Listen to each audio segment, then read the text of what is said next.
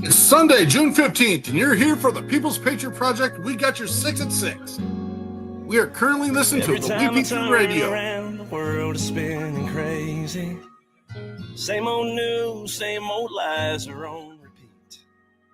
Seems like we don't ever get to know our neighbors. WeP2 Radio is produced with the partnership of Rees Across America Radio with the mission to remember the fallen, honor those who have served, and teach the future generations the value of freedom, created by the men and women who have served our country. Look to the sky.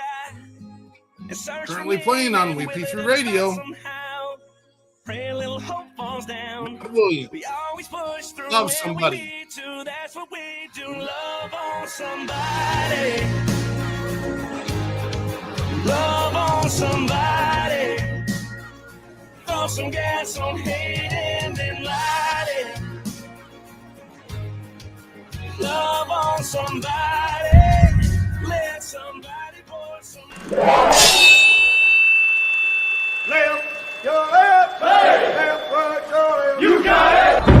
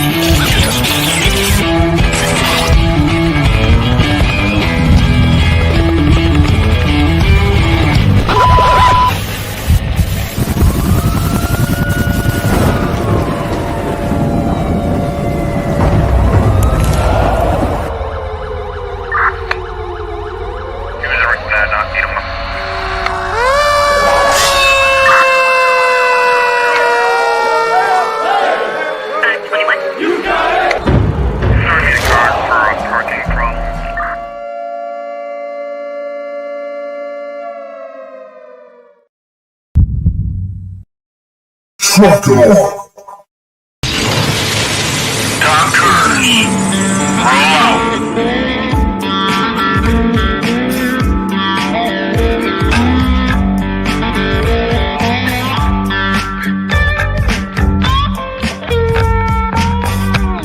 You're watching or listening to We Got Your 6 at 6 Patriot Playtime. We the people, the People's Patriot Project.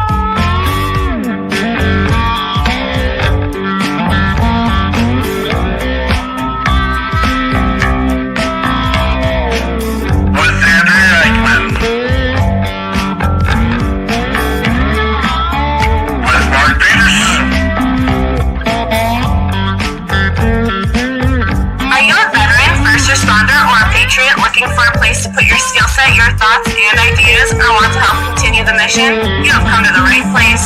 We are the People's Patriot Project, and we are the shock and awe when it comes to meeting the needs of our veterans and first responders. We are dealing with a new enemy in today's world where the wounds are not always seen. We want you to be a part of this mission in saving lives and making a difference. Welcome to We Got Your 6 at 6 Patriot Playtime. Here's the WeP3 team bringing you today's best heroes hits in the boots on the ground organizations that are saving lives. And as always, Patriot Pride.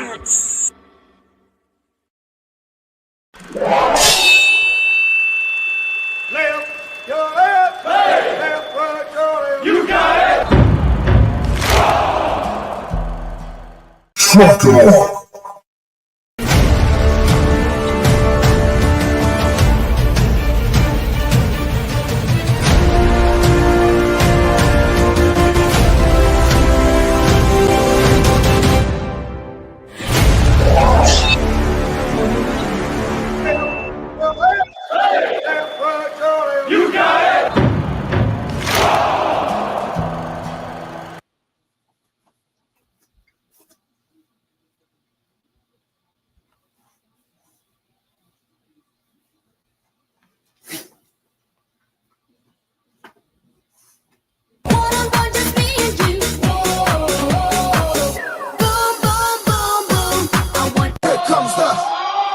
comes the, y'all don't really want it like, here comes the, no, here comes the, here comes the, y'all don't really want it like.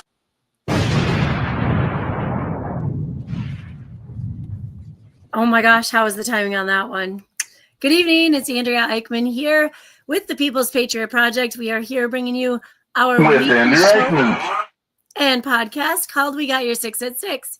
Every week, we bring you some guests, and then we share everything they have to share, sometimes the good, sometimes the not so good, but all those things that are going on in our world. This week, we have some amazing guests here.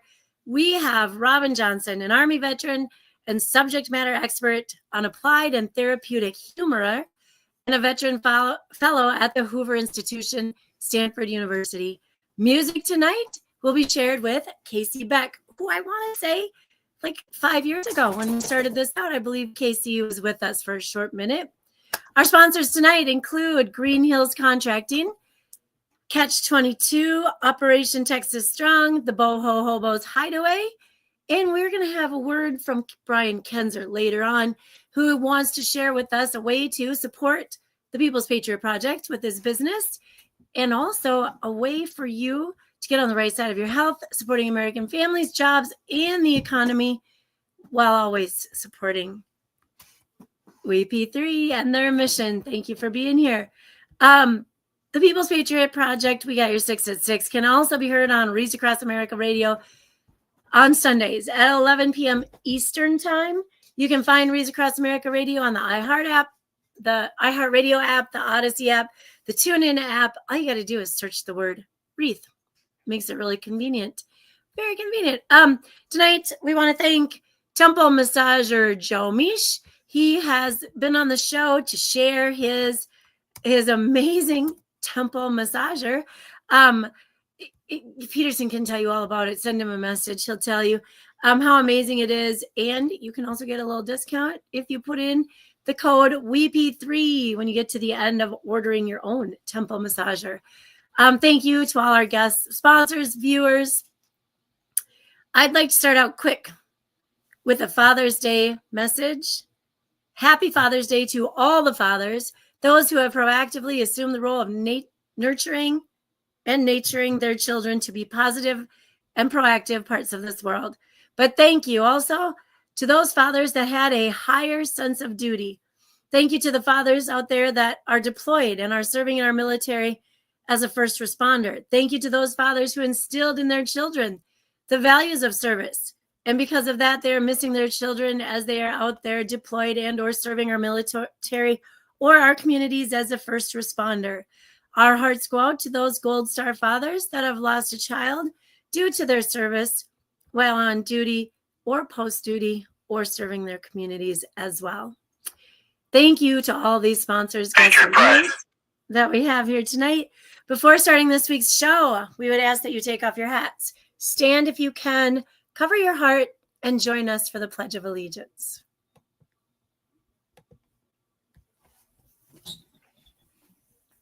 I pledge allegiance to the flag of the United States of America and to the republic for which it stands, one nation, under God, indivisible, with liberty and justice for all.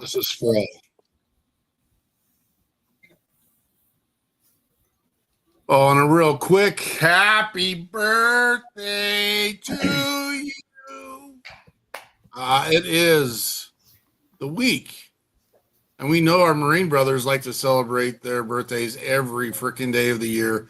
We're going to grab one here. We're going to celebrate our birthday today. It was yesterday. There's a lot of stuff going on in the world today in regards to veteran and first responder stuff. It was Female Veterans Day. It was Army birthday. I'm probably stealing all the things Andrea wants to talk about in the news aspects of it. Did you want to cover the news real quick, Andrea? I surely can. Yeah. Let's do it. So just a reminder, June is National PTSD Awareness Month. Okay. Just keep in mind, everybody out there's got their own battle, but some of them are bigger than others. So keep that in mind for those who have served and come back with PTSD. Today is also Father's Day. If you haven't yet, please take time to celebrate the man who you called father when you were a child. Fathers are the men who quietly beat themselves up when they don't feel like they've done their best job for their children. I didn't write this, by the way. This was written by a male, just so you know. Fathers take it personally. It was written by a dad. I didn't write this up. Fathers take it personally when you get hurt, and it's something they could have helped you avoid. I would think that a father's greatest accomplishment is watching his children become parents and knowing that the love in their hearts is stronger than any experience in life. Thank you to all the fathers out there. I did read a cute thing. When you're watching your parents, parents because I said moms as well, watch the way your parents love your children, because that is them exuding the love that they felt for you when you were a child. So you can get in on that, because as a child, you may not have understood that love. We have June 20th coming up. That is National American Eagle Day. This is a day that is out there to raise awareness about the bald eagle in an effort to preserve their natural habitat. Bald eagles are powerful birds of prey indigenous to America. They symbolize strength, determination, and honor. On June 20, 1782, the Second Continental Congress selected bald eagles as the national symbol of the United States. In the 1950s, the bald eagle was at serious risk of extinction and was classified as endangered in 1967. The bald eagle would become a primary success story for the Endangered Species Act. As of 2007, the bird is no longer considered threatened and has a healthy population level. A quote from John F. Kennedy: "The founding fathers made an appropriate choice when they selected the bald eagle as the emblem of the nation. The fierce beauty and proud independence of this great bird aptly symbolizes the strength and freedom of America." Thank you, Mr. JFK, for that. That's our news. Good job. Did I mention it was the Army birthday at all? Did anyone do that? Maybe not. All right. I feel like I'm ready for Jeopardy now.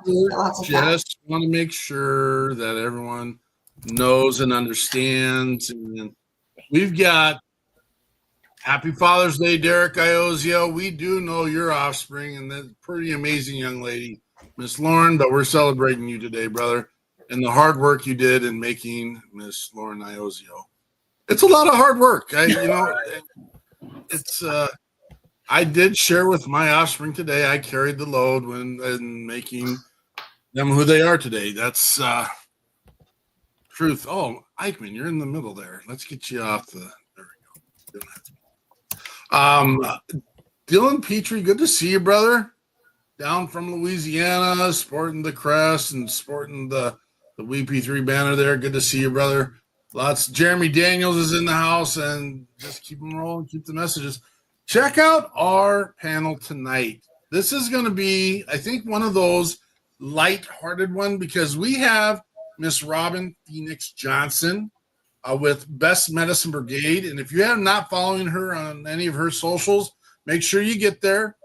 She is running amok in hilarity. I wrote that just now. I didn't write it. I just thought it. That was pretty ingenious, wasn't it?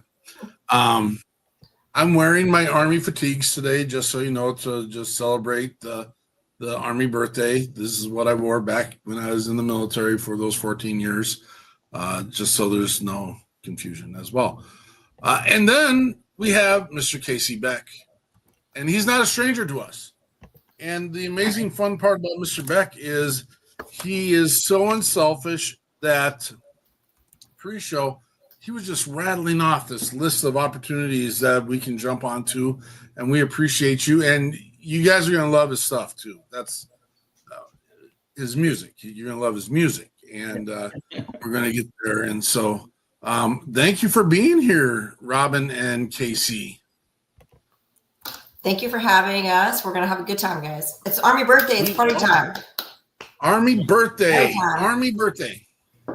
Well, yesterday. I'm going to let you know, and this is about as edgy as we're going to get. First of all, happy Father's Day to you, Mr. Beck. You shared before that you have some youth in this world because of you. Good job, good work. I promise, no matter who you are, when you are, what side of the aisle you stand, or where, I will never protest your birthday. I promise. I will never do it. That's about as edgy as we're going to get. But I'm just going to say that is tomfoolery, in my opinion. And for you to have that level of kind of hate and discord is ridiculous, in my opinion.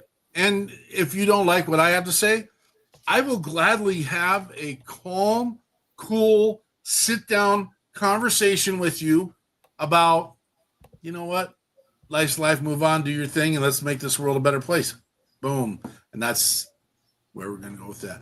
Robin Phoenix Johnson, tell us who you are and tell us what's your mission.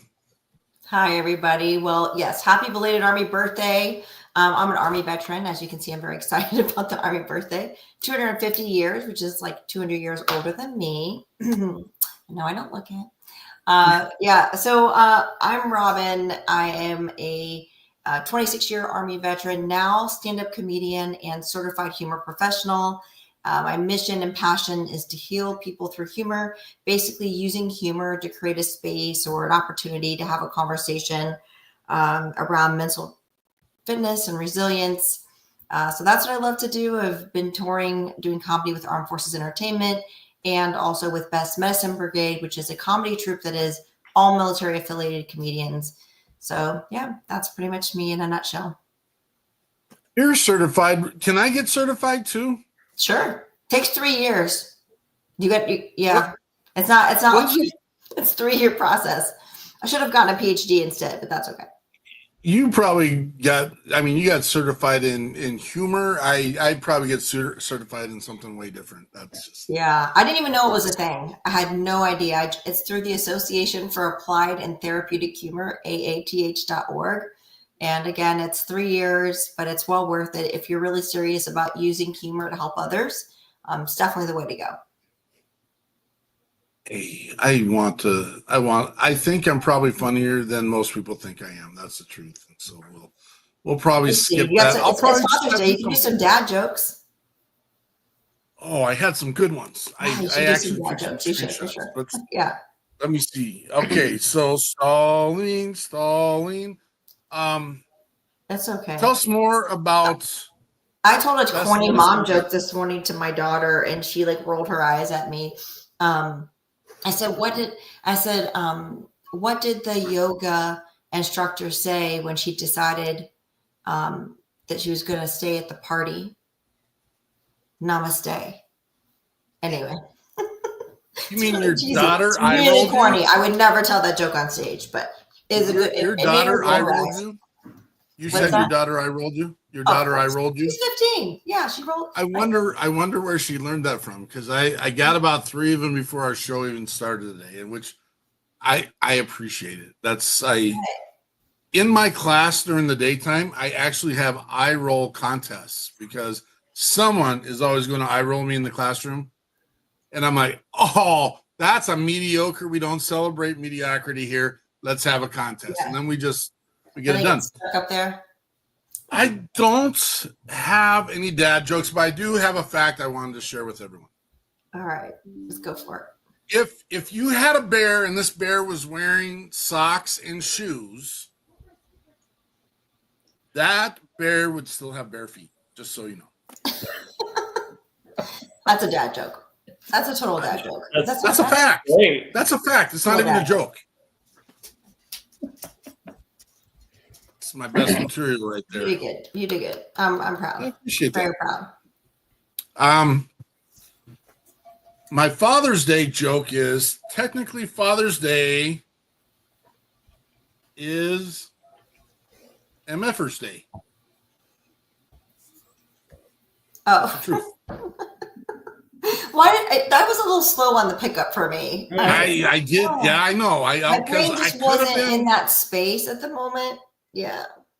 I've been trying to clean up my comedy. I've been trying to So we got a notice recently from our Rees Across America friends, and they said if you have any swearing on your show, can you let us know? Because we're going. They do know this is a veteran podcast, right? Yeah. And I did share that with them. And they're like, well, we also show your stuff at 11 o'clock at night. I don't know that too many of those young bucks are probably listening to Rees Across America at that time. But just let you know, you can listen to WP3 Radio at any time of day. And we're going to be loading that up. All right. We got our introduction from this Robin. Casey Beck. Tell us who you are, brother. Who are you? Huh? Who are you? Oh, how am I? Who are you? I am Casey Beck. So I could give my real name, but if you know me, you know me. I'm a disabled vet. I was at Fort Hood. I was a contractor in Iraq for 3 years. A lot of contractors and a lot of soldiers heard me do my songs overseas, 07 to 2010. I came back, had all kinds of memory problems, but I've still been managing to do the music. I've got like 30, 40 songs out there on Spotify and stuff like that. I've had some songs actually become regional hits here in Texas and make Billboard, even with all the issues. And, I'm a dad. I'm also one of the youngest. I mean, at my level, I'm a board certified safety professional. I've been doing this almost 20 years. And people go to me for questions from all across the country. I'm pretty involved in the occupational safety realm. And, everybody either knows me as a safety guy or a country singer. So that's pretty much it, or a veteran. So I guess I got 3 things there. You got it all out there and awesome. Yeah. I'm getting Mr. Beck's Spotify stuff up there right now. Make sure you get him a listen and a spin. That's how these guys make their money. And, Spotify and even on our radio station, you guys are going to be floored when you hear this. When they get a spin in those spaces, they make the very lucrative 0.0008 for each spin. So it takes a minute. Spend a lot if you want me to get $1. That's all I'm saying. What you could do, is you can hit the button and you can hit it on loop when you go to bed if you find an artist that you really like. Yep. And you can just let it run. And so you're not listening to anything when you're sleeping anyway. So set your little device to the side. Pick Casey Beck this week and do a little loop run on his music and get the man paid. Well, let's run one of your songs, brother. Cool. Which one you want to go with? Do Hicks from the Sticks, man. It's the one everybody likes, one of them, it's the main one. You got a lead in for it? This is Hicks from the Sticks by Casey Beck. There it is. Go check it out. Yeah.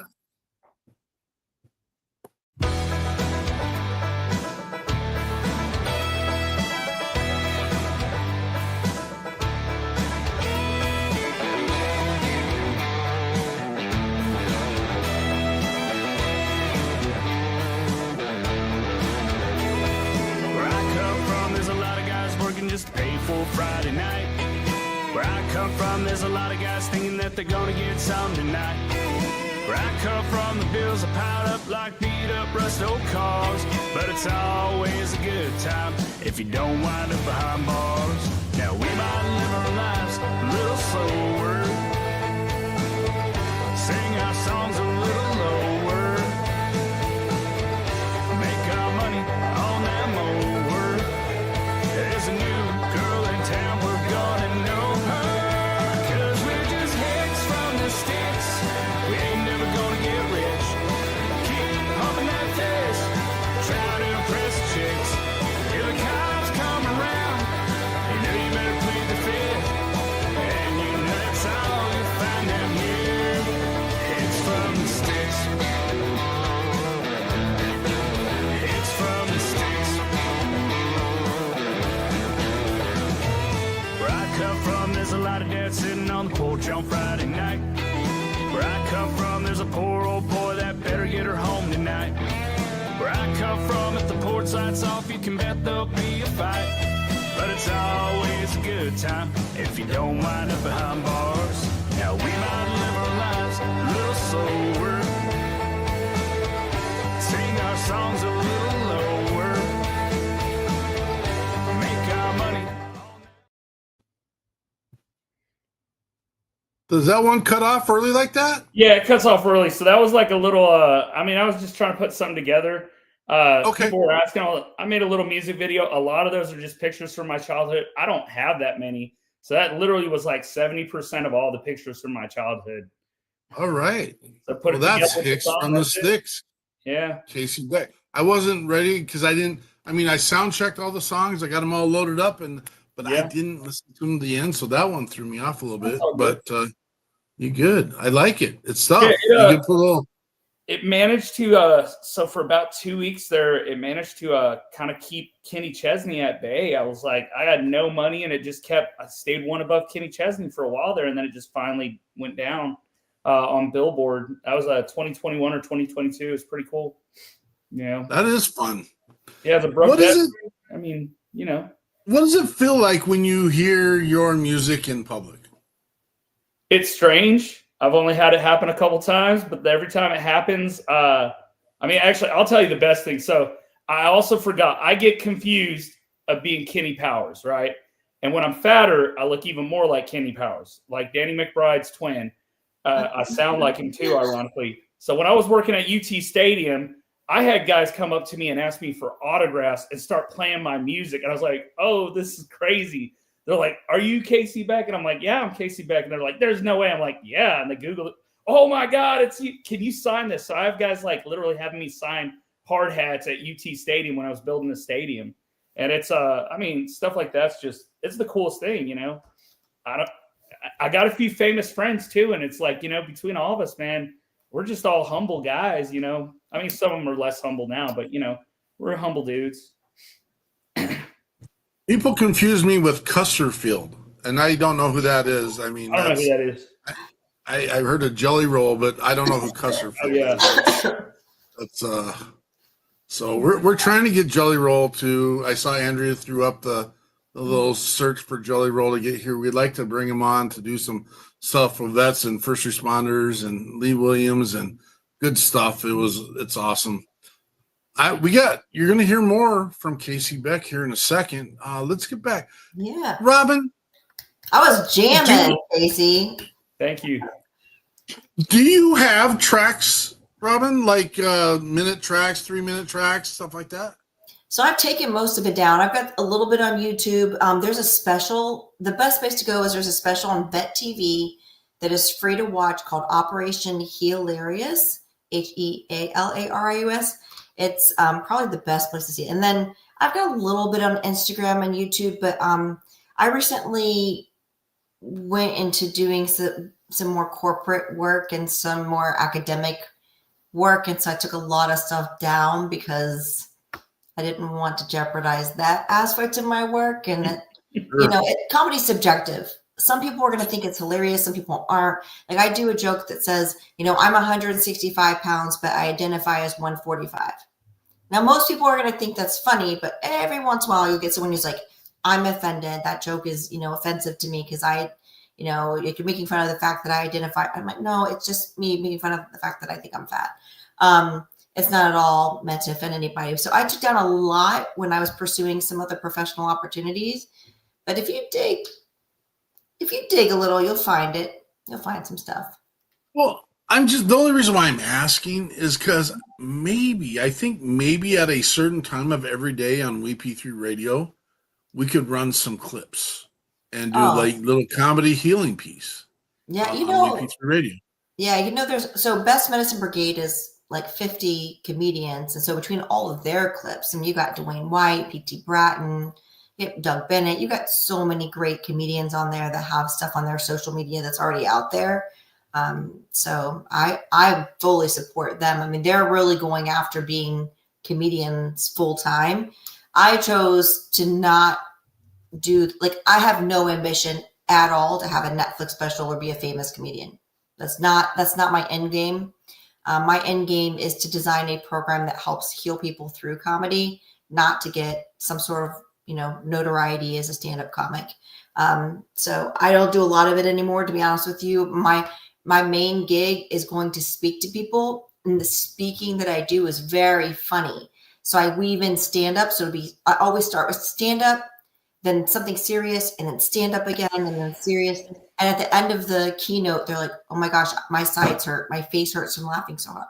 I just did one on Friday, and the audience, a lot of people came up afterwards and like, my face is hurting from laughing so hard. I'm like, good. That's what I wanted. Mission accomplished. It is an endearing, it's a piece that I love that you have so many comedians in your network and that you're doing that work. I think people forget that to laugh and to find the silver lining, so to speak, is therapeutic. And that, oh my gosh, that feeling is I'm not smart enough to know all the pieces with my psychology degree, but the endorphins and all the coding and the stuff, it makes not you coding, oxytocin. Yeah. Coding's the stuff they gave you when you got your teeth done, probably. Not codeine. Like, we good. You got me.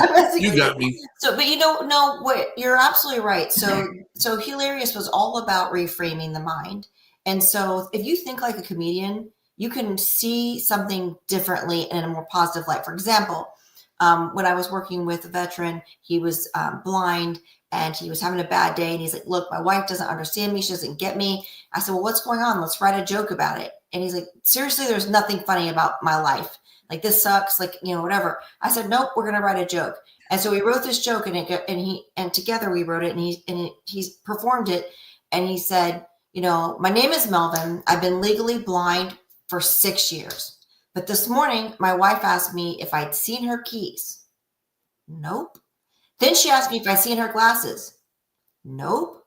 Then she asked me if she looked fat in her dress. Yep. And just by writing that joke, like, it dissolved some of the tension between the two of them. And these are the types of things we do all the time. Even like when I went, and I have to take my own advice, right? So I go on a trip to Disney with my family, which was awful. I'll never do it again. It was like whining and crying and complaining. And that was just my husband. And I was like, okay. And he got really cranky and he said, are we seriously going to wait 2 hours for a 5-minute ride? I was like, we've been married for 20 years and all I've ever gotten are 5-minute rides. So it's just like, I could have chosen to, thanks. I'm glad you found that. He's way longer. He's way longer than my world. That's an I know. I always say, I'm only give a few minutes, but a lot can happen in a few minutes. I have 2 kids to prove it. But the thing is like, I could have chose to be angry in that moment, but instead I chose to make fun of the situation and bring light to it. And so we know that untreated depression is the #1 cause of suicide. We know this. And so this is the thing. We do a really good job of like proactively trying, or not, I say reactively trying to help people. But if you think about Desmond Tutu, who was a Nobel Peace Laureate, he said, we got to stop pulling people out of the river. We need to go upstream and figure out why they're falling in. And that resonates. And so what are we doing to get people from falling in the river, to be so depressed, so many negative thoughts that they decide to take self-harm? And that's where I think laughter and humor comes in. We help them be able to control those negative thought patterns. Because if you were choking, you would do the Heimlich. You would go, I'm choking, Heimlich maneuver. But if your brain is choking on negative thoughts, where's the Heimlich? I think laughter is the Heimlich for the brain. I love it. I love that idea.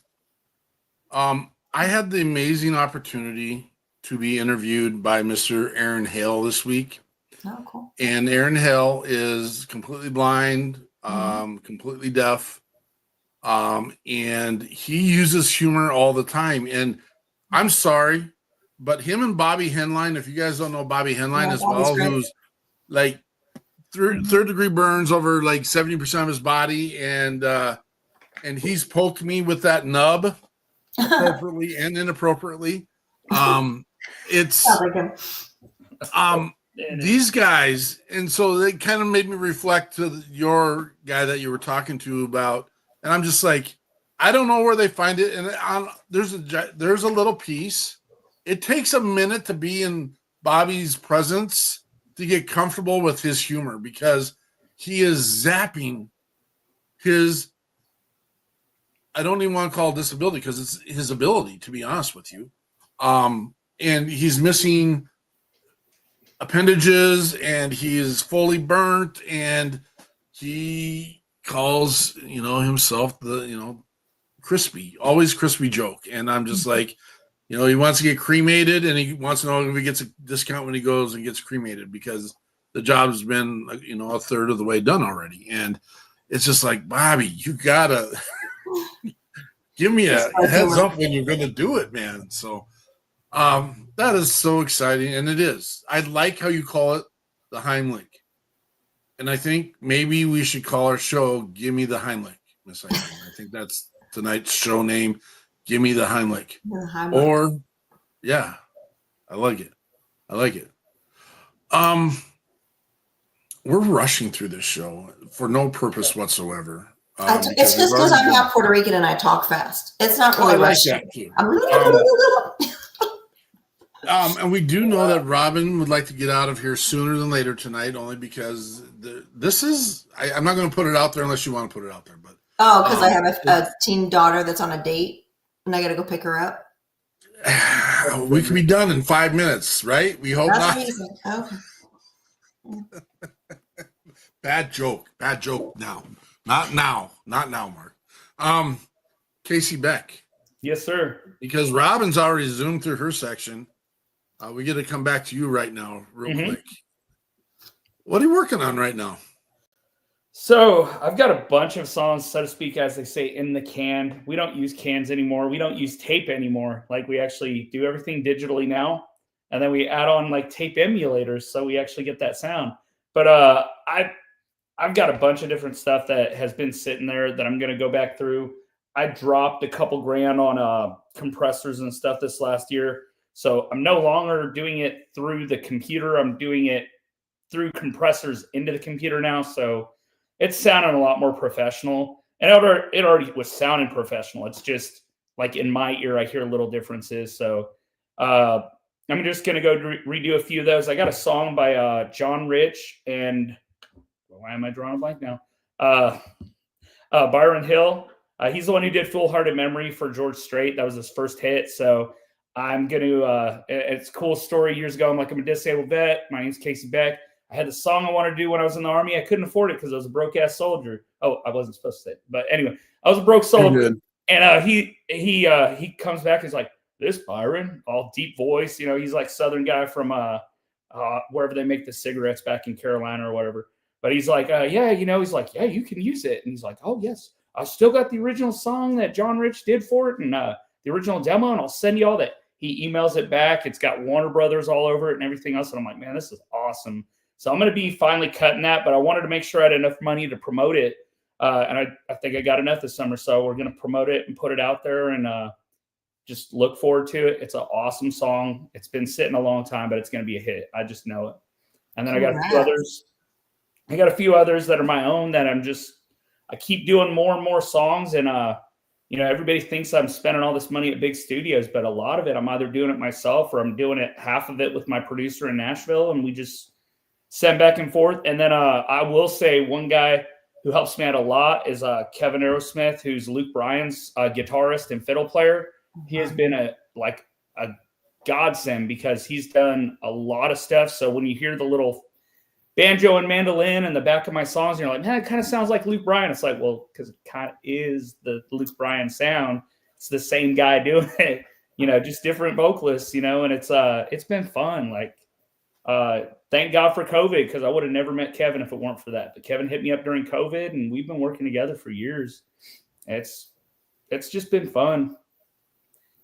The crazy and just kind of the reflection about some of the pieces you've gone through. Me and Andrea about 2 years ago were summoned down to Nashville by Buddy Hyatt. Okay. Name drop. Buddy Hyatt is he's running Nashville right now for the most part.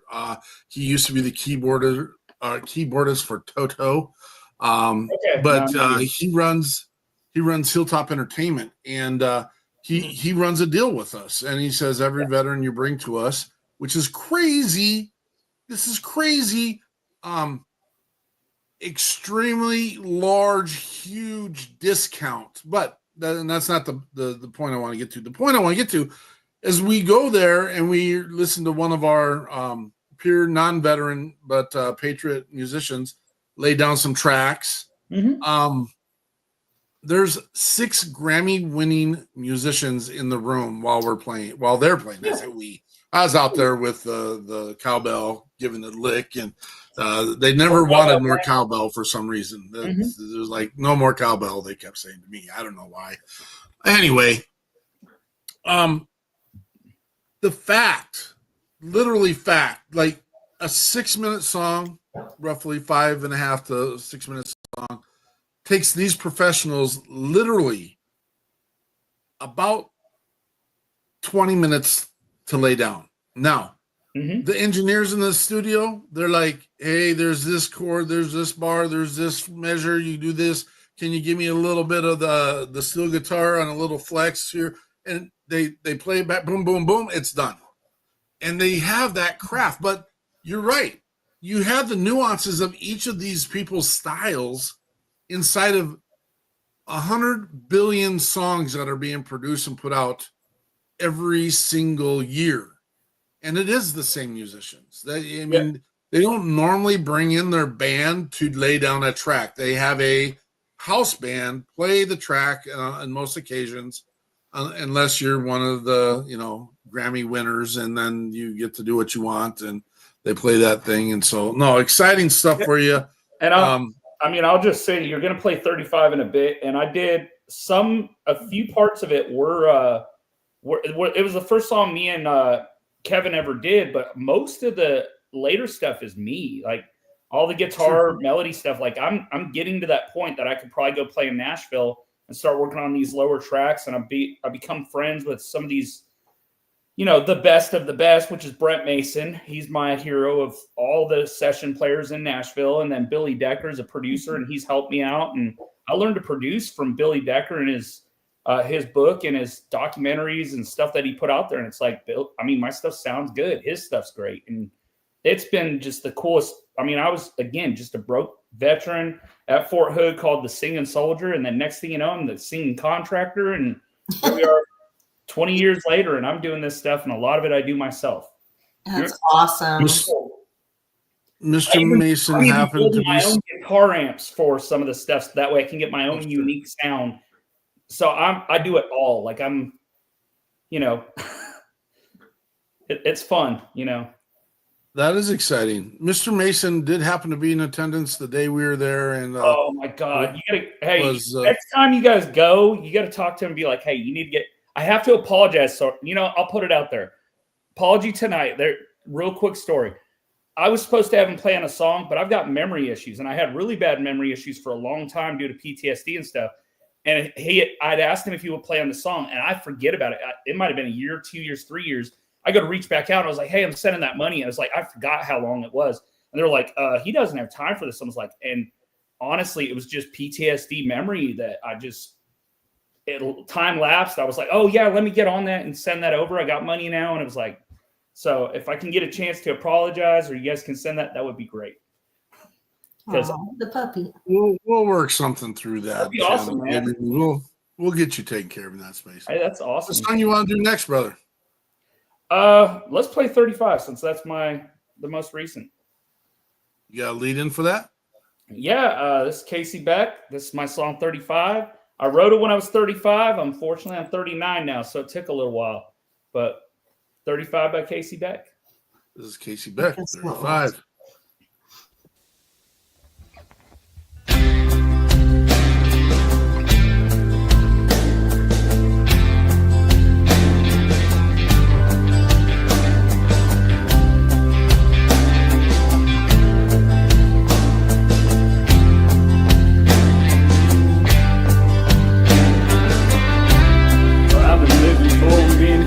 Turn 35 today. And 17 doesn't feel like it's been 18 years away. When I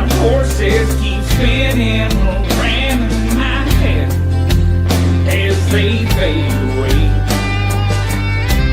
I know I'm alive and I'm not dead, 'cause I feel the ache.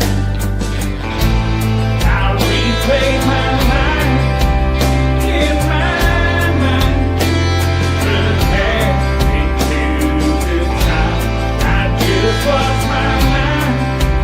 Pass me by, and I don't feel 35. I forget these three slivers of my face, but I still remember my young days. I remember being a little man, it seems just like yesterday.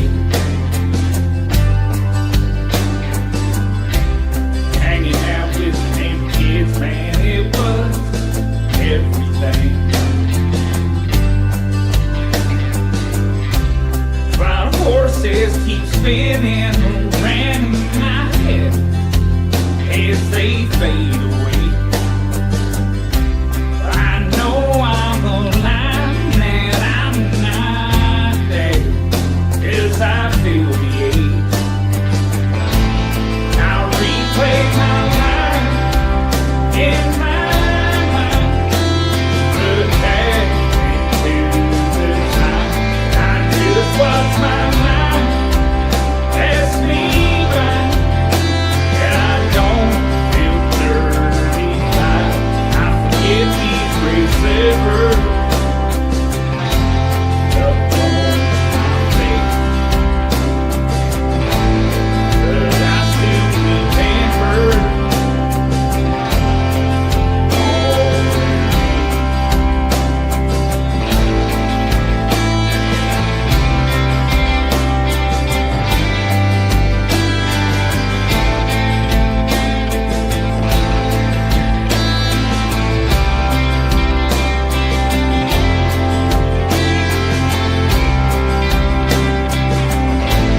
I'll replay my life in my mind, look back into the time I just lost my mind.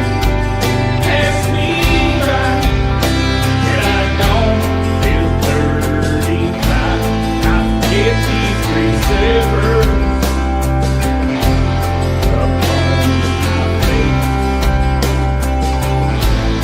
but I still remember my young days.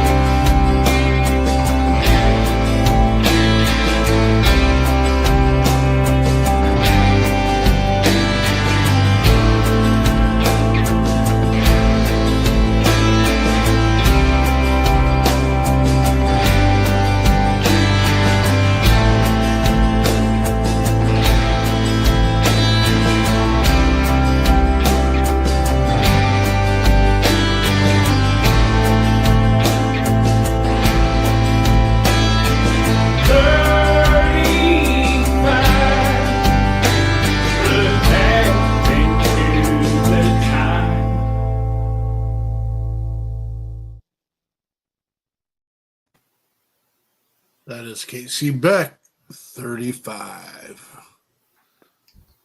That is a sit back with a nice toasted bourbon song and reflect on life right there kind of song. Just that was nummy. That was nummy. Yeah, I want to be in my backyard, just chilling. That was the idea of it. I mean, I've been a lot of places, seen a lot of things, and it's like, man, can't write it all down in one book. There's so much. Mm-hmm. Yeah, you write from your heart, and you can feel what you're experiencing during that process. I think for me, I write like in spite of the feelings. Oh yeah, let me write. I do that actually. There's a couple so I'm gonna just say this. If you're a big fan of California, it won't be good, but I got a song that's gonna come out soon. I don't know when. It'll be somewhere in this called Go Back to Cali. Let's just put it that way. Okay. Take Karen with you. Don't let the big door hit you on the place where the good Lord splits you. And I nailed it up into one song, and it is going to be great. And I like the sass on it. I do. It has a very Toby Keith sound, and unfortunately, Toby Keith passed away before he got to hear it. So that one is going to be, it's going to be good. But that's one of those in spite of songs. I think no matter how whether it's music or comedy, this is about storytelling. And I know for me, when I started comedy, it was because I didn't want the narrative of the veteran to always be sad and depressing and we're broken. I was like, no, we have some funny stuff to talk about. We have some really funny stories. And it shouldn't just always be, I mean, yeah, there's stories that weren't great. There are things that happened in my 26 years of service that weren't the best days. But for every one of those things, I have 100 or more funny motor pool banter, jokes, laughing with each other, like so much good times. And just those don't get enough attention. So yeah, I really want to keep doing that and tell a story. I like to talk about how I joined the Army at 17. I was enlisted originally.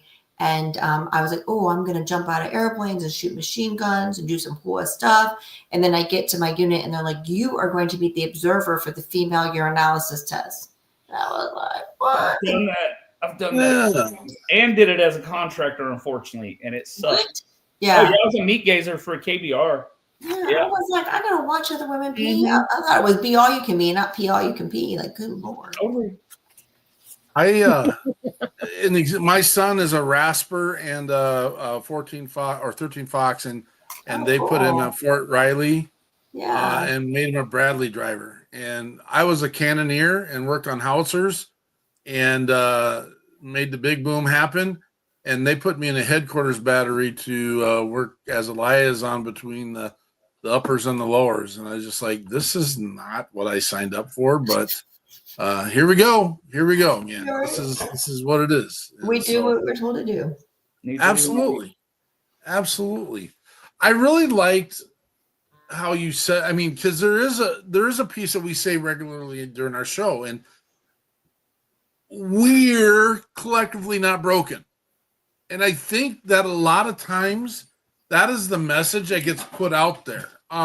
Do we still need that Sarah McLachlan song at night with the Muddy Puppies and Bloody Kitties song that says that we need to take care of our veterans and first responders? Not necessarily bloody veterans and stuff like that, but there does need to be a campaign of direct support towards veterans and first responders, in my opinion. And so if you're okay with paying for whales and saving whales, or okay with saving puppies and kitties, I think you could also be okay with taking care of those that give you the opportunity to lay your big fat heads on the pillows of freedom daily. And so we need to find that venue, that avenue, that process. We're not all broken. And to be honest with you, I'm not here to fix anybody. We are here to help and support, give direction, maybe lean on us a little bit, to help those who might have stumbled on some stuff, whether it was earned during service or prior service, because we're finding a lot of our veterans are dealing with stuff that happened way before they were even enlisted. And you said it, Robin. You went in at 17. You're not an adult. You don't know all the stuff. Nope. You don't know. My 13 Foxtrot went in at 17 as well. They don't. You're kids. Yeah. I am blown away by when they're storming the beaches of Iwo Jima and they're showing the boats, and then there's pictures of the I'm going to say it, boys. Yeah. There are pictures of boys, and I've never taken the stop to look at the faces of the men in those boats, and they are 17 to 22 years old, and they're about ready to hit the barrage of that beach. And be pummeled. These are kids. Yeah, my grandpa was 16 when he joined. Yeah. Yeah. So, I mean, again, I think as long as we can I like your brigade piece. a brigade of people together that understand that they just need support. They don't need to be fixed. They don't need to be carried. They don't need to be any of those pieces. And they don't need a handout either. They need a hand up. And you know what? Sometimes they need to hear the tough part of the question or the answer. Is like, we got some stuff in our mix right now, and it's just like, yeah, okay, go ahead, Robin. Well, after all the years of conflict, basically the 9/11 generation, there was a sea of goodwill. There was all these veteran support organizations who had good intentions, wanted to provide support to the families and the service members, but in order to raise money and to fund that, they did the whole plug at your heartstrings, the Sarah McLachlan songs. And I think the narrative became way too much of the broken, the sad, the devastation, and not enough balance in that narrative of this. And so now you have this civil divide where those who didn't serve, who don't have a connection to the military, are completely uninformed or have the misperception of the value of a veteran and who they are. And that translates even into then now people don't want to hire veterans because they think they're going to like show up to work and have a PTSD moment. So there's a lot of healing and correcting we need to do on retelling the story of strength, of courage, resilience, and that's not to downplay that some veterans have struggles, but that doesn't define them entirely. That's one piece of them. You wouldn't look at somebody who is coming to work every day who has diabetes maybe or something and go, this person's completely broken because they have a condition. No, like they deal with it. They take the medication, like they're going to be okay. They're going to see their doctor. They're fine. That's been a big passion project of mine for the last 5 years since leaving the Army. It's just reclaiming that there is a lot more to our story than what's being told. Yeah. I mean, agreed. I'm going to say it like in my case, and you guys already know Deanna. Me and Deanna, the reason we're best friends, we're very similar. Autoimmune that was caused by military injuries and stuff, and whatever the hell they gave us in the shots or whatever. I don't know what the hell it is. I'm just going to say it's not happening to all my civilian friends. So whatever I got at Darnell Hospital did something, and my memory was gone, and I had autoimmune and all these different things. And unfortunately, I lost the best years musically. That 28 to 35 years, that's the time range that's the best. So I don't need a handout. I don't need help. I just need people to know, hey, there's this guy named Casey Beck. He exists. You should go check it out. If you haven't heard it, like the music, I've had famous people like, dude, you should be making it. I'm like, well, unfortunately, I couldn't remember my damn lyrics when I came back from Iraq. And when you explained it, they're like, really? I'm like, don't ask me, man. The man upstairs had a different plan, apparently. And I worked with the VA. It took a long time, and the VA, a lot of people helped out with that. I will say the VA actually was proactive in helping me. It took a lot of people, though, to get my memory kind of back to where I could do my songs. And I just need the exposure. I don't need anything else. I don't need money. I just need exposure's everything in your world. That's it. Casey is talking about amazing veteran musician out of Texas, Miss Deanna Wheeler. And again, you can hear her on WP3 Radio. And we had the awesome opportunity to see her at an event down in, was it Round Rock? Probably. She plays there a lot. Yep. It was the OP Vet Fest. OP Vet. Yeah. Yep. OP Vet Fest. I remember it. Oh, yeah, fun. Miss Robin Phoenix. Yes. What's the next big thing for you? Well, I'm making a little bit of a career pivot. So this has been my main focus for a couple years now, but I'm going to kind of hand it off a little bit to some other folks. I'm doing some train the trainers right now so that I can split my time. But the next big thing is humor camp. If you guys have not been to the National Comedy Center, there's this giant museum in Jamestown, New York. It's the home of Lucille Ball. And we are hosting a camp there October 9th through the 12th. And so you can go to hubertcamp.com and find out more about that. But it's just going to be for those people who really want to dig deeper into comedy and the fascinating world of humor. So join us there. It's exciting stuff, man. Yeah. And Yeah. we're excited to see more content. I would like to do some more collaboration and maybe some more connection pieces with the people in your network and get it's such an effective tool. Like you said, it's that Heimlich, and we appreciate tools. I mean, that's how we get to the next level. Yeah. If you're focusing on your health, if you're focusing on again the Heimlich of comedy, if you have good positive message giving music in you, you're eating well, all these pieces, and you're up doing something, you're gonna find yourself. You're gonna find where you fit, and you're gonna plug in somewhere. We do constantly say to serve is therapeutic as well. And so you both are continuing the mission and unique in different ways. And it's exciting to hear Casey's music and to hear Robin's comediatic, I don't even know how to say it, sets. Well, and you're not even doing it. But yeah, I want to talk more offline, and we're going to get you out the door here so you can go pick up. Yeah, I got to go pick up a teenage daughter on a date, which I'm, I never thought that I would be saying that, but here I am. Can I just make one last comment? Is that I know we talk a lot about resilience. We've talked a lot about how it's good for mental health. Just from a business perspective, though, if you learn to use humor as a superpower, and you could just for a second allow yourself to think like a comedian, you actually can bring some really innovative solutions to complex problems within your professional setting.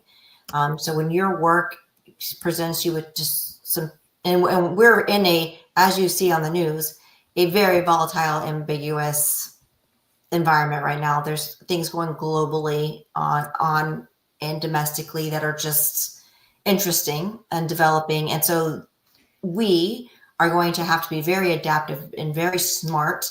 And our country needs civilians and military alike to be creative thinkers and solve some really big problems very quickly. And if you actually would allow yourself to tap into that same process as you would use it for your mental health, but to solve real world problems, you'll find that you'll come up with so many more options and creative solutions. And so even if you're a naysayer to the mental health piece, let's say it'd make you a better leader and a more successful business person. Yep. I appreciate your approach, Robin. Thank you so much for being here tonight. And it's when we've talked to you, there's, even though we know there might be a joke around every corner, there's a piece of groundedness in having conversations with you, and it's real life conversation, and you're using this as an effective tool in all areas. And again, we're not trying to fix anybody. We're just trying to live life. And you know what? There's nothing wrong with laughing, smiling, and enjoying it as we go along. So thank you for being on tonight. Go grab that young'un. Thanks for having me. Hopefully, and we'll connect on the backside of this. Thanks on. Happy birthday, Army. Nice meeting you. Happy birthday, Army. Thank you, Robin. Bye. And then there were 3. Yeah. There was a connection there, wasn't there, Casey? Oh, yeah. You're kind of. Yeah. I'm the same way. Like I say, I mean, like I told you guys, for a while there on TikTok, they were calling me the real setter, Kenny Powers. It was kind of a joke, and I was playing with it. I know he sounds like me, looks like me. I was watching the damn series for like 3 years, and like, I don't know why I like this guy so much.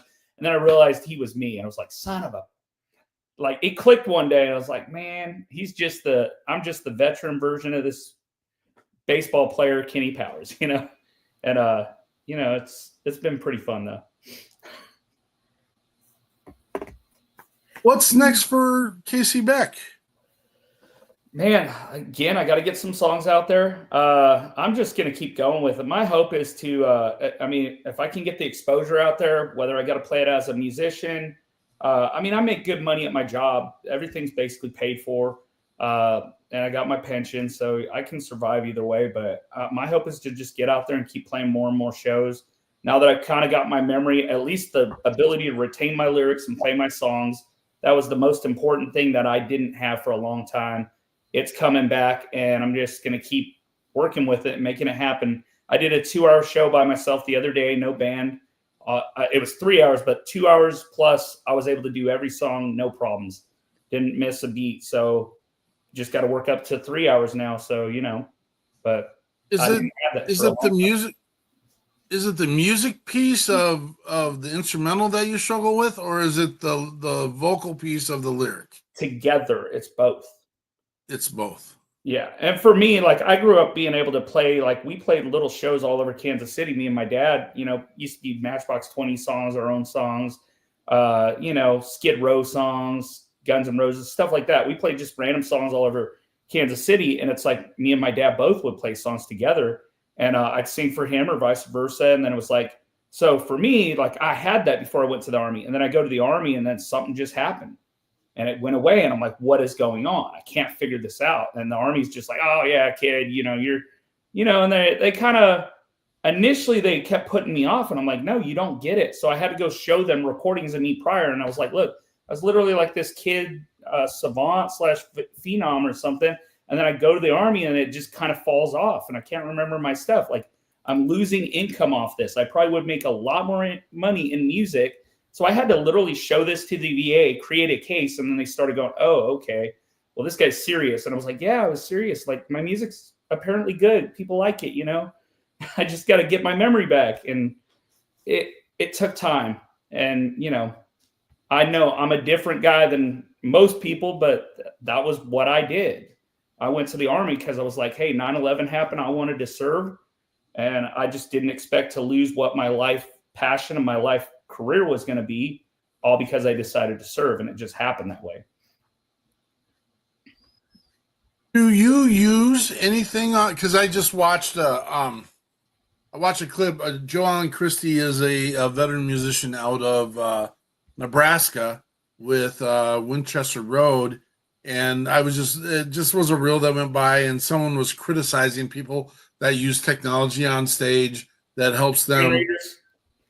Yeah. I have. I try not to. So that's the thing, is I shouldn't have to.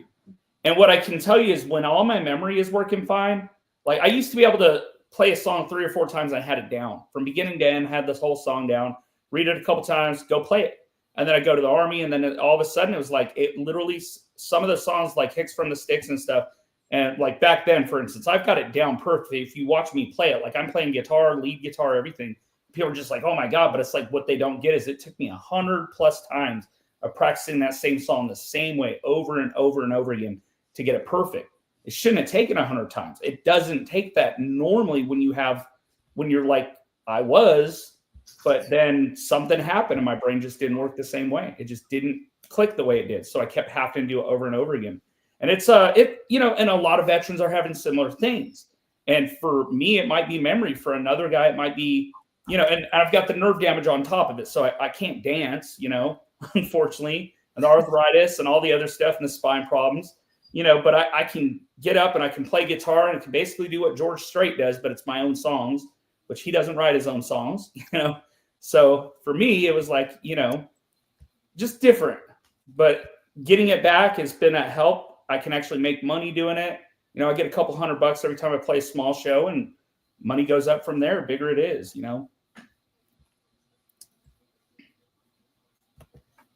I had all these questions in my head that I want to go because we can do a little bit more focusing on you and your space now. Who is your biggest musical influencer? I heard your dad was involved. My dad was. So I've had a lot. I tell the story on a couple different radio interviews. Like I hung out with Bret Michaels in Iraq. That was a pretty cool thing. And I'll be honest, like that 30, 45 minute experience was pretty good. Guitar wise, it's Brent Mason. And then unfortunately the main person I'm named after, my dad was also a Ronnie. I was named after Ronnie Van Zant. I died on the same day that the plane crash happened. And then my next biggest influence is Tom Petty, who I also share the same birthday with. So October 20th for me is like a hero's day. Tom Petty and Ronnie Van Zant's death are like, they're a big deal for me. And the other guitarist who I share a lot with is Steve Gaines, who is the later lead guitarist of Lynyrd Skynyrd. And what I didn't notice as I was combining parts from Steve Gaines and combining parts from Gary, which was in Lynyrd Skynyrd, I didn't realize I was like copying both guitar styles and putting them together, which is cool. It kind of works, but I didn't know I was doing that. I thought I was playing one guy's, and it's turned out I was playing all kinds of, like, multiple guys. I know we said what's the next big thing for, where do you want this all to go? What do you want to get done? What's the final I want product? to be up there on stage, you know. Could I eventually be the next George Strait? Maybe, but I also think like I'm bigger in that. Like I'm gonna write songs. Like I'm probably more of a Chris Stapleton type. I write tons of songs. I want to get my songs out there. I want to perform them. I want to play them. I want to actually go into the studio and be like Brett Mason doing my own stuff. But I'm one of the only guys that I think could actually pull off the vocals, the guitar, and the songwriting. Unfortunately, like Brett Mason's a great instrumentalist. Don't get me wrong. His songwriting it's really unique to him. He's good, but he doesn't have those A-style songs that they want in Nashville. Chris Stapleton's the one guy I can think of that pulled off all three. And the same thing with Tom Petty. Tom Petty was with the Traveling Wilburys and then did his own stuff. And he wrote songs for Stevie Nicks. And it's like, that's where I want to be. You know, those are the two guys that kind of want to model myself after. Is my singing perfect? No, but it's good enough that the message gets out there, whatever I'm writing a song about, and people like it. I just don't get the exposure, you know. And I've had some great people, like we talked earlier. Jonathan Paycheck has helped try to get that out there in the past. And he's a great guy, you know. And I've also Lee Popa, who's a great producer who did a lot more with metal, with Ministry and Korn and Rob Zombie and stuff. He was trying to push me for a long time. He's one of my mentors also. Real great guy. I'd love to tell you all the things that are in the works, and I think that it would be an amazing piece to yeah. I mean, and we stay connected. It's, you know, we're like the stray cat that doesn't go away. You fed us once, and so we'll be back for more. That's me in the music world, man. That's it. I just keep coming back, and I keep hitting back no matter how hurt I am, how bad my memory is. I'm going to come back. I'm not done. I can't quit. And that's the problem. Like, it'd be so much easier to just give up and quit, but I can't do it. Like, you know. Dr. Arnell, good to see you. Thank you for being here. We got one more song of yours. Yeah. And again, I want to remind you that we want to get more of your catalog up on our WP3 radio.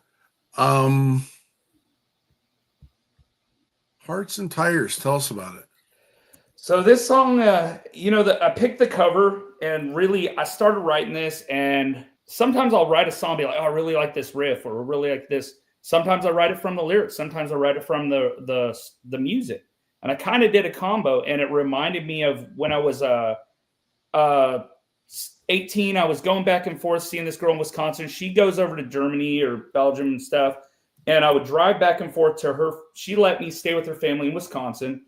And I was driving back and forth to Missouri every once in a while. And I just remember the sound of the piston slap in my Ford F-150 with a 302 in it. You know, old blue with the 302 is what we used to call it. And I just remember it, you know, kind of songs like The Cars and stuff like that. The band The Cars. And as I'm writing the song, it just reminded me of going down I-80 from recruiting in Wisconsin down to Kansas City and then back. And, you know, and then I went active duty after that. And that the sound in my head is exactly what I made in that song. And that's what it reminded me of. And I missed that damn truck. And if I could get it back, I would, you know.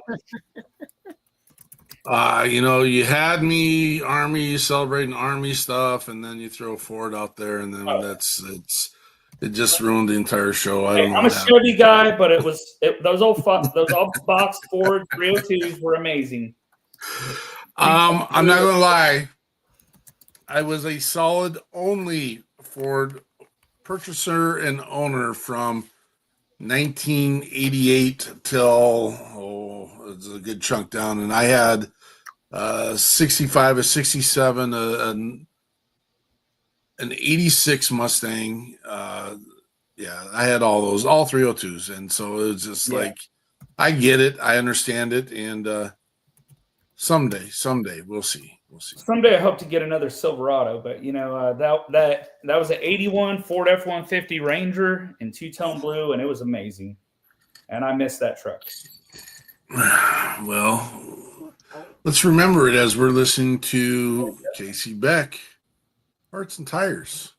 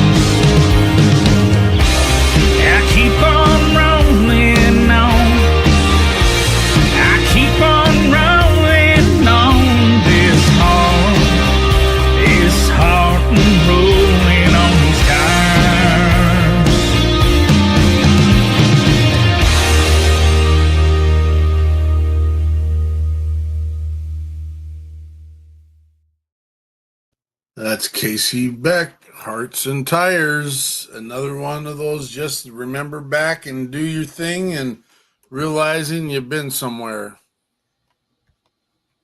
Yeah.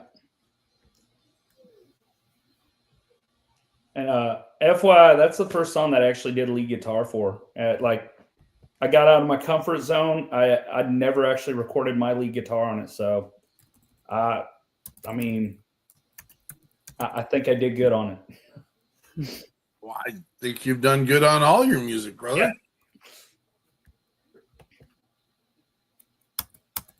Eichmann. Mr. Peterson. You've been doing a lot of things behind the scenes. When there's only, and this is for the rest of the crowd, when there's only two of us on the screen, there's a lot of behind the scenes stuff that gets done, postings, links, all that. Miss Eichmann, thank you for being here and doing an amazing job you've done tonight. And then I put you in the tough spot now because we're at the spot of doing final thoughts. That's okay, because that's what I've been thinking about this whole time is my final thoughts. Casey, thank you for sharing. It's so cool to have the story, but you actually gave also in addition to that, like how it feels, to forget the words, to not to not to be able to go out and just hammer these things out, but then the confidence it takes to go back and build it back up and do it again. And like Robin said, she felt your feelings coming through in your words. You made a little comment in there about writing your own music, and that is just something that we find over and over again is your songs don't all sound the same. They don't all have the same theme. They don't all come with this nice, neat little package of, oh, here's me, here's what I do. That's not even real most of the time, right? Your songs are real, and they are you and coming from you, and that is so much appreciated. And then to tie it in with a little bit of humor from Robin, I went and checked out some of her stuff. You guys, you gotta go check her out. And she's working on a little more serious path at the moment, and that's good. But as you start looking into people that use a lot of humor, especially if you're on social media and all the fun algorithms that they have, you come across more humor. And don't ever take yourself too seriously. Holy crap, we're all human. And my gosh, I had an old band teacher that once used an analogy about we're not all that different. I can't remember. It had something to do with your butt. Everybody has one. They're not all that pretty. I can't remember what it was. Now I was gonna make it connect, and now I can't. Everybody's got one, and none of them smell good. I don't know what his thing was. Yeah, they all smell like crap. There we go. You're going to talk about Casey's butt? Everybody's butt. Everybody's butt. Oh, my bad. Peterson's over here taking it personal, like, oh my gosh, it's like it doesn't smell good. I can't. It smells like crap. But you know what? You don't want anywhere near that. That's it. All wraps together. Honestly, if you can't laugh at yourself, I mean, go ahead and laugh at other people, because isn't that what we do? But don't forget, laugh at yourself. And really, honestly, like as a teacher, sometimes in the most serious moment, you have to like give that so that, again, they realize you're human. I do teach classes, by the way, so I know exactly what you're saying. I teach old people, and I don't even speak their language. So it is amazing. And humor is the one thing that connects us. Oh, that is so cool. That is, I was going to say, I have middle schoolers, and there's so many times you can't laugh, and really they're funny, but you're like, oh, why am I always the only adult in the room that can't laugh? And then pull them aside later on and be like, I can't laugh at your stuff, but it was funny, but I'm an adult, so I can't let you know that. But anyway, it's, thank you so much for coming in. Oh my goodness, we have to have you again. We have to hear more because you're busy right now. There will be more. Yeah. Yeah. On the career side, I got like a $430 million project that we just got in Austin, Texas. So it's crazy. Like, I mean, career wise, I got this going, and then I'm doing the music, and I'm like, there's all kinds of stuff going on. Oh my gosh. Yeah, we definitely have got to have you. I mean, we'll give it a few months, and then we're going to have you come back on and I'd love to hear what's all new again, because I feel like it's going to change. It's going to change quickly. Next weekend, you guys, we have two guests. This person is new. Louis Stockley is going to come on, and he goes by Coach.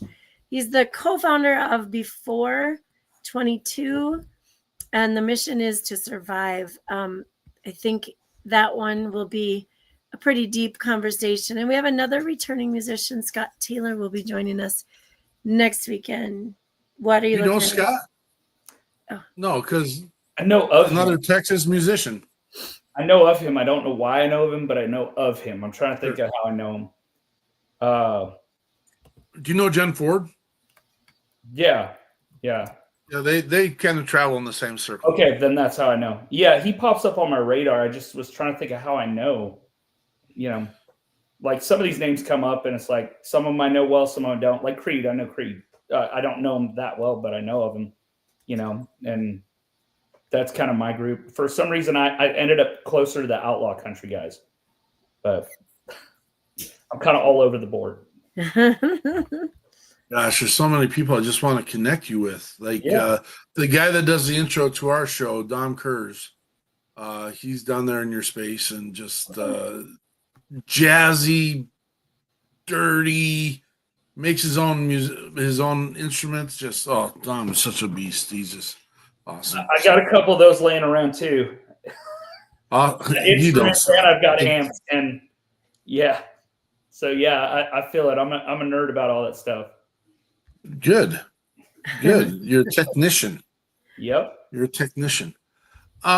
We missed a piece tonight early because we kind of wanted to get through some stuff, and I feel guilty, but at the same time, it is what it is. And if you're still here listening, everyone's got a device on them. We do our call to action, and it's called Check Your Six. And the number one thing you need to do when you're checking your six is you need to make sure you're taking care of yourself. And so, when you're out there in the theater of life, you got to do your pat down, make sure all the pieces are there. And if they're not, then you need to, we call our corpsman, or you call your medic, or you call your buddy. You get hold of somebody that can. And here's my take, folks. You don't have to follow Mark Peterson's take at all. I personally do not think social media is the place to air the stuff that you need support in. That's my opinion. Yes, it is a cry for help. Yes, if I see it, I'm going to reach out to you. But I don't think you need all the other added stuff that comes with that, some of that. But you do you. And again, if that's how we get you to the beacon, that's how we'll get you to the beacon. We'll figure those pieces out. The other part of our call to action is open up your text panel channel and type in "just thinking about you," copy, and I'd like you to paste that message into 6 separate messages to someone in your contact list. Yes, we are veteran and first responder forward. We are trying to take care of those who have served. We also know that there is a whole world of stuff going on out there that people need to have supports and just need to know someone's out there and someone's in their corner. So I would never, ever call you out for taking care of other people. And in fact, that's what we do. So reach out to 6 people. That's the other part of Check Your Six. And then we do ask to do one really tough one.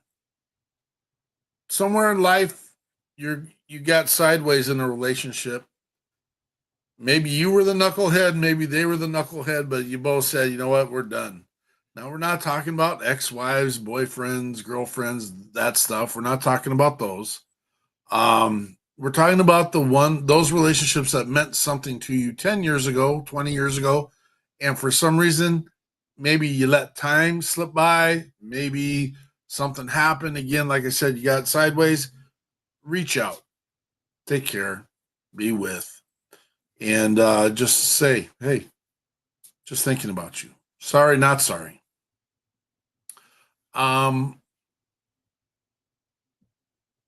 KC, you got any final thoughts you want to put out there?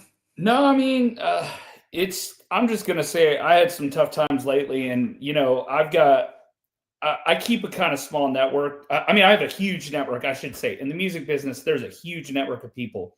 But I have a small network of people that they hear my inside and my dirty laundry, like they actually know it. And, I'm just going to say that if it wasn't for those people, I probably wouldn't have made it to this podcast. I'm just going to go with that. The PTSD, life issues that happened. I mean, I'm just like most veterans out there in this OIF era, family issues. That was the one thing I had locked down.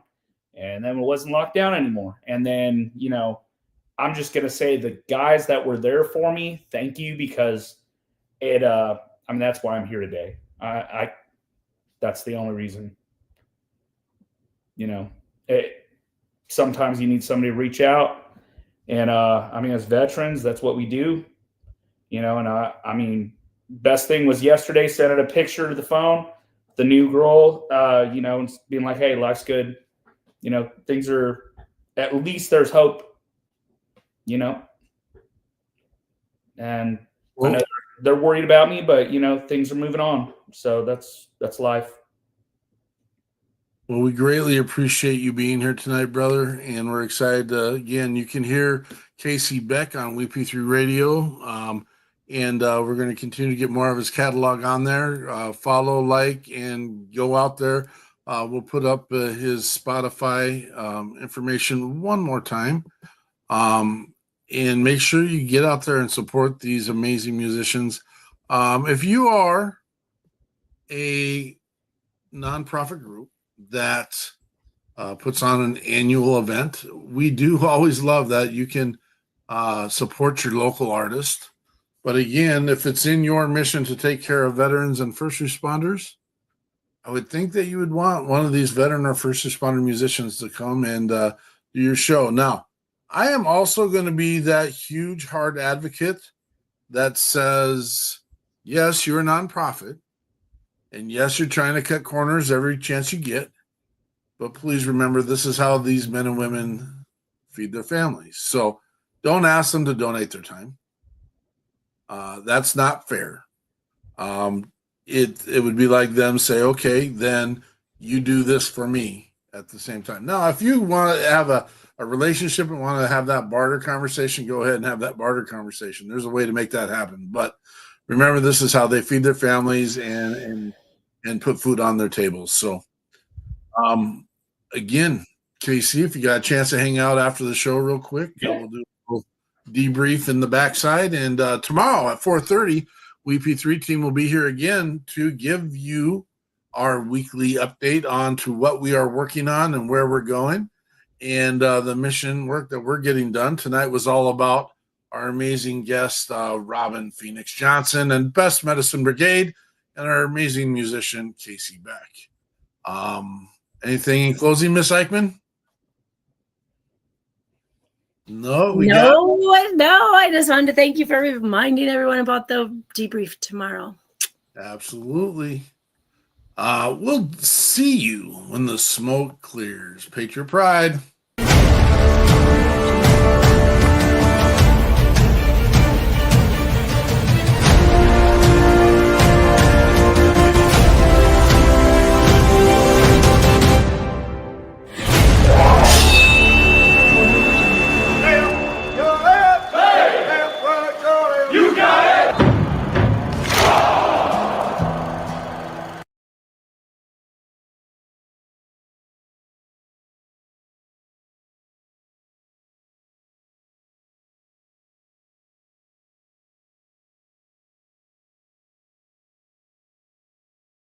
Patriot Pride.